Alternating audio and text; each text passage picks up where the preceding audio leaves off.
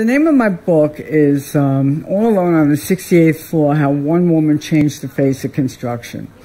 And the All Alone on the 68th Floor is kind of like a metaphor. I'm talking about Trump Tower, which was 68 stories. Actually, it was 58, but Donald made it 68. And I would go up to the top of the building from time to time, maybe at the end of the day. And I'd look down at the city, and I was in a way on top of the world. I mean, it was 68, so it was a pretty high building, and, you look down.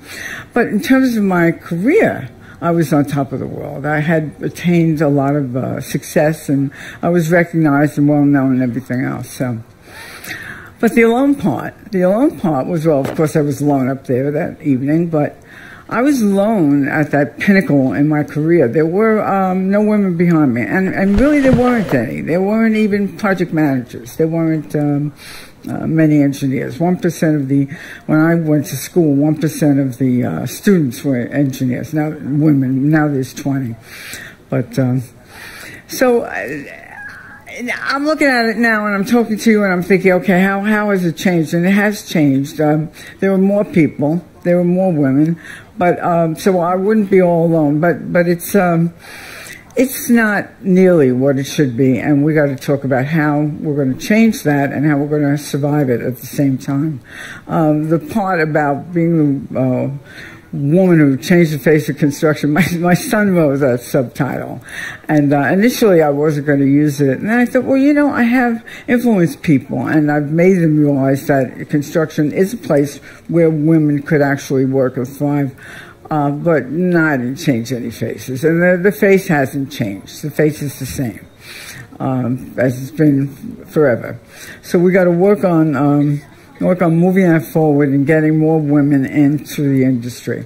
Diversity is important. Repainting the industry will involve bringing in people of different national origins and races. I'm just going to talk about gender this time, okay? So, let's talk about how our industry is perceived to begin with, and then this is touched upon a little bit. It's not good. It's really not good. Right now, a recent survey was conducted, and 95% of companies, 95, I couldn't believe the number, I read it again and again, said that they're having trouble finding workers. And, there's a couple of reasons for that. One is the older people, as this was mentioned before, are retiring. So you have that. But you also have people that just don't want to be involved in the business. And we're going to talk about that. Right now, I'm just going to focus on a question of how do we get more women into this business? And what we can do and what we must do. And then how we keep them. And let me refer back to something I call the Big Three, and you're going to hear me talk about this again. Discrimination, intimidation, sexual harassment. And that figures into why women aren't working, figures into why women aren't going into the business, and it figures into why they'd leave. And I will refer back to that again and again. Usually when I talk, I go through my history, and I'm just going to give you a little bit, because I don't have as much time as I generally do. I was very good in math. I was probably the best math student in my secondary school, or my high school, we call it.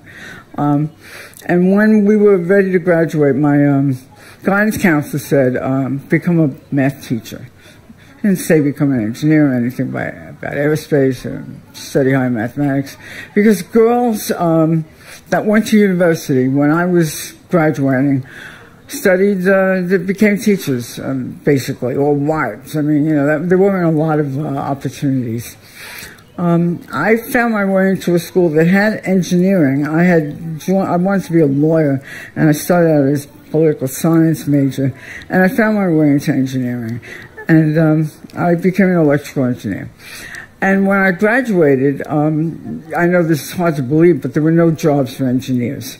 It was before the big computer moves and everything like that.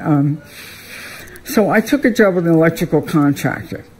And I had worked the summer before. My sister got me a part-time job. She was working for GC.